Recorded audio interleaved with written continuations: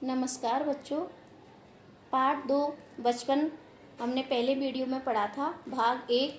अब हम भाग 2 पढ़ेंगे। पहले वीडियो में हमने पढ़ा था कि लेखिका किस प्रकार से अपनी यादों को और घटनाओं के बारे में हमें बता रही हैं, और वो कह रही हैं कि आज और पहले के समय में उनको कितना अंतर आ गया है।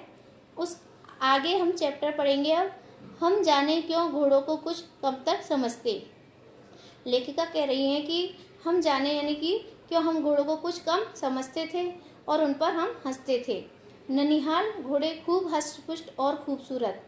ननिहाल में जो घोड़े थे यानी कि हम नानी के यहाँ जाते थे तो हम वहाँ घोड़ों को देखते थे तो खूब हष्ट-पुष्ट थे, यानी कि तंदुरुस्त थे और खूबसूरत यानी सुंदर थे। उनकी बात फिर कभी, अब उनकी बात हम और कभी करेंगे। शाम को रंग बिरंगे गुब्बारे, सामने जाखू का पहाड़, ऊंचा चर्च और चर्च की घंटियां बजती तो दूर दूर तक उनकी गूंज फैल जाती। लगता इसके संगीत में प्रभु यीशु स्वयं कुछ कह रहे हैं। ऐसा लगता था जब चर्च की घंटियां बजती थी तो लेखिका को कि जैसे प्रभु यीशु उन घंटियों के माध्यम से कुछ कह रहे हैं। सामने आकाश पर सूर्यास्त हो रहा है। गुलाबी सुनहरी धारियां नीले आसमान पर फैल रही हैं। दूर दूर तक फैले पहाड़ों के मुखड़े गहराने लगे और देखते ही देखते बत्तियां टिमटिमाने लगी। यानी कि जब सूर्य अस्त हो रहा है धीरे धीरे अंधेरा होने लगा और चारों ओर बत्तियां यानी लाइट जलने लगी।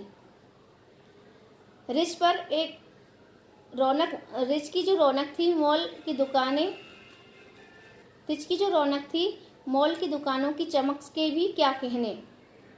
स्कैंडल पॉइंट की भीड़ से उभरता कोलाहल। स्कैंडल पॉइंट था जहाँ मोमबत्ती वो जलाते थे, वहाँ पे शोरगुल आता हुआ उनको सुनाई दिया। सर्वर स्कैंडल पॉइंट के ठीक सामने उन दिनों एक दुकान हुआ करती थी, जिस शोरूम में शिमला कालका ट्रेन का मॉडल बना हुआ था। उसकी पटरियाँ, उन पर खाली छोटे छोटे डिब्बों वाली ट्रेन, एक और लाल टीन की छत वाला स्टेशन और सामने सिग्नल देता खंबा। थोड़ी थोड़ी दूर पर बनी सुरंगें। जो वो मॉल था उसकी एक दुकान में जो ट्रेन का ये जो मॉडल लगा हुआ था। पिछली सदी में तेज रफ्तार वाली गाड़ी यही थी। पिछली यानी पहले की सदी में तेज रफ्तार यानी तेज चलने वाली गाड़ी वही थी। कभी कभी हवाई जहाज भी देखने को मिलता था। लेखिका कह रही हैं कभी कभी उनको हवाई जहाज भी देखने को मिलता था। दिल्ली में जब भी उनकी आवाज़ आती, जब भी दिल्ली में उसकी यानी कि जो हवाई जहाज की उनको आवाज़ आती थी, बच्चे उन्हें देखने बाहर दौड़ते और जो बच्चे थे उनको उस हवाई जहाज को देखने के लिए घर से बाहर दौड़ के आते और देखते कि एक भारी भरकम पक्षी उड़ा जा रहा है पंख फैलाकर। यह देखो, और वह गया।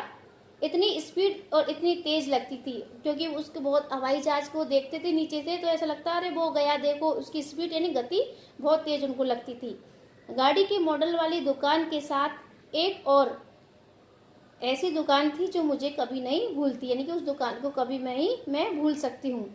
वह दुकान थी जहाँ मेरा पहला चश्मा, उनको जो लेखिका को जो चश्मा लगा था आंखों पर, उनको पहला चश्मा वहाँ लगा था। वहाँ आंखों के डॉक्टर अंग्रेज थे। शुरू में चश्मा लगाना बड़ा अटपटा लगा यानी अजीब लगा था। छोटे बड़े चेहरे की ओर देखते और कहते आंखों में कुछ तकलीफ है यानी कि कुछ परेशानी है। इस उम्र में ऐनक यानी कि इस उम्र में आपके चश्मा लग गया है कि आपको आंखों में कुछ परेशानी है, दूध पिया करो। मैं डॉक्टर साहब की बात दोहरा देती। जो डॉक्टर ने उनको बोला था वो क्या बोला था देखिए, कुछ देर पहनूंगी तो ऐनक उतर जाएगा, यानी कुछ देर चश्मा पहनूंगी तो तुम्हारा ये जो ऐनक है ये चश्मा है उतर जाएगा। ये बात वो उन लोगों को बोल देती।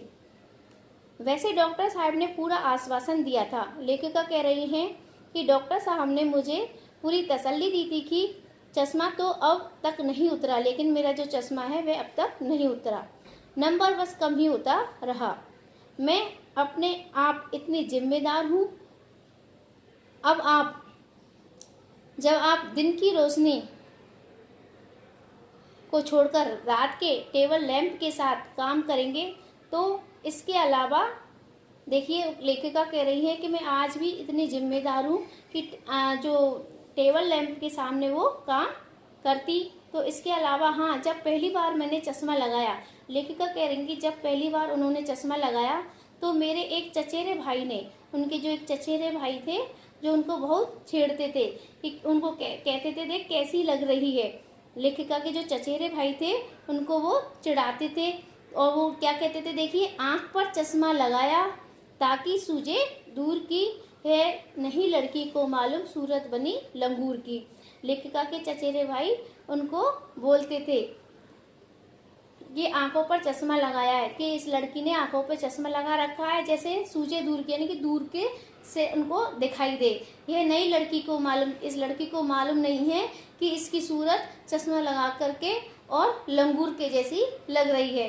मैं खिजी की मुझ पर यह क्यों दोहराया जा रहा है। उनको गुस्सा आया, वो खिजी, पर शेर बुरा नहीं था।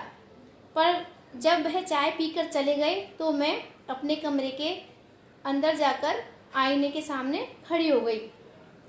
कई बार मैंने अपने आप को देखा, ऐनक उतारी, फिर पहनी, फिर उतारी, देखती रही। लेखिका कह रही है जब मेरे चचेरे भाई यह कहकर मेरे से चले गए, फिर मैं अपने अंदर कमरे के अंदर गई और मैंने चश्मा लगाया उतारा और आईने में अपने सूरत को देखा। सूरत बनी लंगूर की, नहीं, हाँ, वो इस प्रकार कहने लगी। मैंने अपने छोटे भाई का टोपा उठाकर सिर पर रखा। लेखिका कह रही हैं जो उनके छोटे भाई थे वो टोपा लगाते थे, उसका टोपा उन्होंने उठाया और अपने सिर पर रख लिया। कुछ अजीब लगा और अच्छा भी और मजाकिया भी। तब की बात थी, अब तो चेहरे के साथ घुल मिल गया है चश्मा। जब कभी उतरा हुआ होता है तो चेहरा खाली खाली लगने लगता है, यानी कि जब मैं अपने चेहरे से चश्मा उतार देती हूँ तो मेरे को अपने आप को ऐसा लगता है जैसे मेरे चेहरे से कुछ चीज़ हट गई है और मेरे को खाली खाली सा लगता है। याद आ गया वह टोपा, काली फ्रेम का चश्मा और लंगूर की सूरत। हाँ, इन दिनों शिमला में जिस सिर पर टोपी लगाना पसंद करती हूँ, मैंने कई रंगों की जमा कर ली है। कहा दुपट्टों का ओढ़ना और कहाँ सहज सुभीते वाली हिमाचली टोपियाँ। लेखिका कह रही है कहाँ हिमाचली टोपियाँ और कहाँ दुपट्टों का ओढ़ना। इस प्रकार इस पाठ के माध्यम से लेखिका ने हमें अपनी बचपन की घटनाओं और यादों के बारे में बताया है। धन्यवाद।